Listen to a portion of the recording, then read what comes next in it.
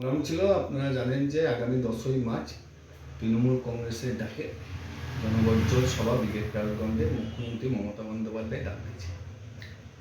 সেই সভাকে সামনে রেখে কাকসা ব্লক তৃণমূল কংগ্রেসের পক্ষ থেকে ব্লকের বিভিন্ন প্রান্তে ছোটোখাটো সভা প্রচার অভিযান শুরু হয়েছে। আজকে 15 বেলায় কমিউনিটি হলে তারই অঙ্গ হিসেবে আজকে একটা কর্মী সভা ছিল। সেই কর্মী সভা হলো। এই কর্মী সভায় পশ্চিমবঙ্গের মাননীয় পঞ্চায়েত মন্ত্রী প্রদীপ মজুমদার মহাশয় এসেছিল এবং তিনি নির্দেশ দিলেন যত সংখ্যক লোক ব্রিগেড প্যারেড গ্রাউন্ডের মাঠে সেদিনকে হাজির করা যায়, সেই লক্ষ্য রেখে আজকে এই সভা হল। মানুষের কেমন উৎসাহ ছিল?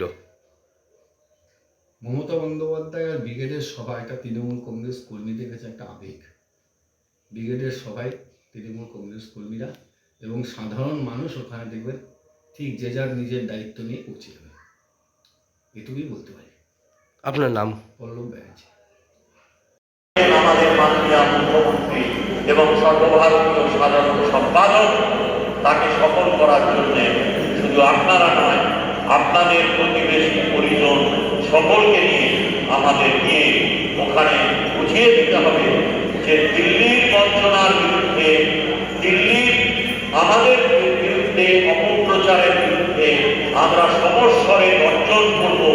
ওটা হবে আমাদের প্রেরণা এবং আগামী নির্বাচনে আমরা এই জমিদারকে উৎখাত করব। পশ্চিমবঙ্গে আমরা সবাই মিলে 10 তারিখে সেই প্রেরণাকে সংগঠিত করব এবং এই বলে আপনাদের সকলকে আমার আন্তরিক অভিনন্দন।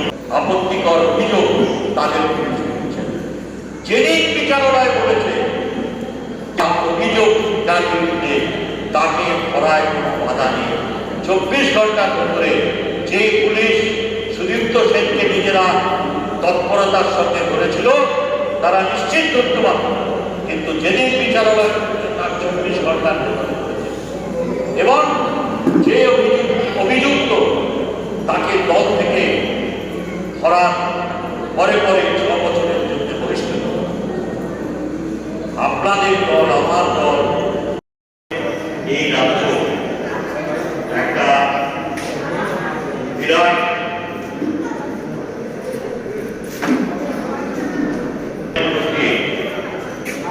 আমরা সম্প্রীতি বজায় রেখে আমাদের সঙ্গে আমাদের একটা অত্যন্ত গর্বের 21 সালে সেই স্বপ্ন বাস্তবায়ন করার জন্য সর্বোচ্চ নেতৃত্ব বিজেপি এবং দেশের মাননীয় প্রধানমন্ত্রী, স্বরাষ্ট্রমন্ত্রী প্রায় ডেলিগেশন করছিলেন এবং সেই সম্পত্তি আপনাদের নিশ্চয়ই মনে আছে যে আগলিবাদ, দোষপাত, তারপরে ব্যাংকক করে দিদি ও দিদি বাংলা के बहनों का मन बना लिया आपका फेंक देंगे। আমরা শুনেছি সেই দম্ভ, সেই অহংকার বাংলার মানুষ কিন্তু চূর্ণ করে দিয়ে বাংলা নিয়ে